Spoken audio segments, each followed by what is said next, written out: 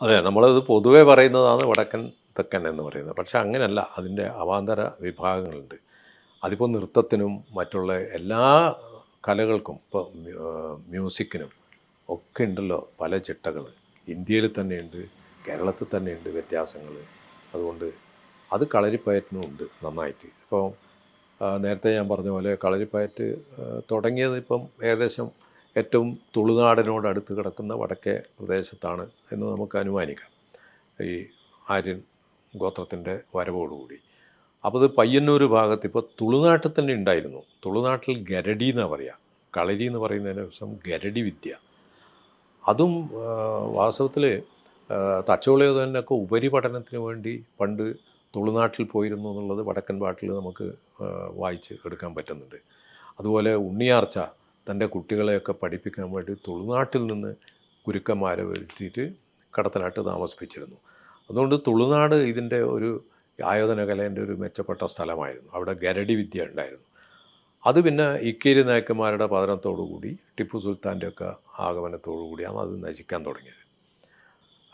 പിന്നെ അവിടുന്ന് കുറച്ചും കൂടി തെക്കോട്ടേക്ക് വന്നാൽ നമ്മുടെ വടക്കേ മലബാർ എന്ന് പറയാവുന്ന പയ്യന്നൂർ ഭാഗത്ത് അവിടെ ഉണ്ടായിരുന്ന ഒരു ശൈലി കളരിപ്പയറ്റിൻ്റെ പേര് വട്ടേന്തിരിപ്പ് എന്നാണ്. അത് കൂടുതൽ മലക്കങ്ങളും അതും ഇതൊക്കെയുള്ള വാൾവലി, വാൾപ്രയോഗങ്ങളും ഒക്കെയുള്ള അത്തരത്തിലുള്ള ഒരു ശൈലിയിലുള്ള പ്രയോഗങ്ങളാണ് വട്ടേന്തിരിപ്പിലുള്ളത്. അതും കുറേ അഭ്യാസങ്ങളൊക്കെ ഇപ്പം നശിച്ചു പോയിട്ടുണ്ട്. അരുവത്തപ്പയറ്റ് എന്നൊക്കെ പറഞ്ഞ് ചുമരിനോട് ചേർന്ന് നിന്നിട്ട് ചെല്ലുന്ന ചില ദേഹചലനങ്ങൾ, ഇതൊക്കെ അതിൻ്റെ പ്രത്യേകതകളാണ്. മലക്കങ്ങളാണ് ഏറ്റവും വലിയ പ്രത്യേകത.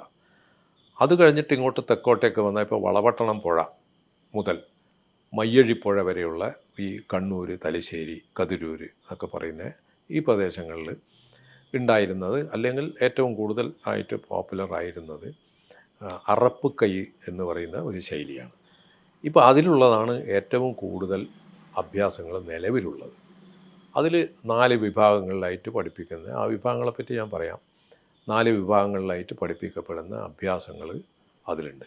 ഇപ്പോൾ അതിലാണ് ഇപ്പോൾ എൻ്റെ അച്ഛനും CV നാരായണൻ നായരും ഒക്കെ ഏറ്റവും കൂടുതൽ വ്യാപരിച്ചിരുന്നത് ആ ഒരു മേഖലയിലും ആ ഒരു ശൈലിയിലുമായിരുന്നു.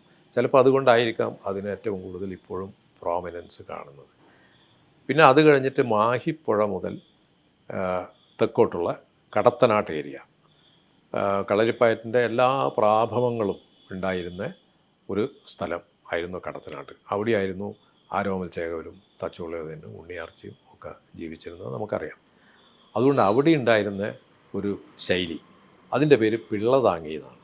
പിള്ളതാങ്ങി അത് നിലത്ത് അധികം കൈ കുത്തിക്കൊണ്ടും ഒക്കെ താങ്ങിയിട്ടുള്ള മെയ്പ്പയറ്റും പിന്നെ ഒരുപാട് നല്ല ആയുധപ്പയറ്റുകളും ഒറ്റപ്പയറ്റും ഒക്കെ ഉള്ള ഒരു മേഖലയായിരുന്നു ഈ പിള്ളതാങ്ങി മേഖലയായ കടത്തനാട്ട് ഏരിയ.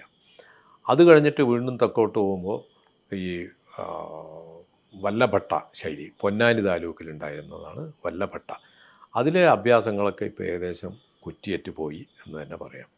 അത് സാമൂതിരിപ്പാടിനെ സഹായിക്കാൻ വേണ്ടിയിട്ട് വന്ന ആൾക്കാരൊക്കെ ആയിരുന്നു അവിടെ ഉണ്ടായിരുന്ന വല്ലഭട്ട ശൈലി പ്രോത്സാഹിപ്പിച്ചിരുന്നത്. പിന്നെ പാലക്കാട് ഏരിയയിൽ ഇപ്പോൾ ഒടിമുറിശ്ശേരി എന്നൊക്കെ പറയുന്ന ശൈലികളുണ്ട്. അതൊന്നും ഇപ്പം തീരെ അതിലെ അഭ്യാസങ്ങളുണ്ട് എന്ന് പറയാൻ പറ്റില്ല.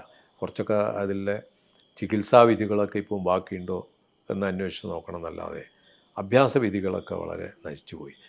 അത് കഴിഞ്ഞ് പിന്നെ അങ്ങോട്ട് പോകുമ്പോൾ ദ്രോണംപള്ളി ശൈലി, അതുമൊക്കെ ഏകദേശം കുറ്റിയേറ്റ് പോയവർ. പിന്നെ ഏറ്റവും തെക്കോട്ട് എത്തിയാൽ ഈ അടിതടൈ എന്ന് പറയുന്ന, അത് തമിഴ്നാടുമായിട്ട് കുറച്ച് ബന്ധപ്പെട്ടിട്ടുള്ള ഒരു ശൈലിയാണ്. ഇപ്പോഴതിന് പൊതുവേ തെക്കൻ ശൈലി എന്നാണ് പറയുക. അത് അടിതടൈ, അത് സിലമ്പം വീശലും അതും ഇതൊക്കെയുള്ള അത്തരത്തിലുള്ളൊരു ശൈലിയാണ് ഈ തെക്കൻ നാട്ടിലുള്ളത്. ഇങ്ങനെയാണ് നമ്മുടെ കളരിപ്പയറ്റിൻ്റെ ശൈലികളെപ്പറ്റി വിലയിരുത്തുമ്പോൾ മനസ്സിലാവുന്നത്.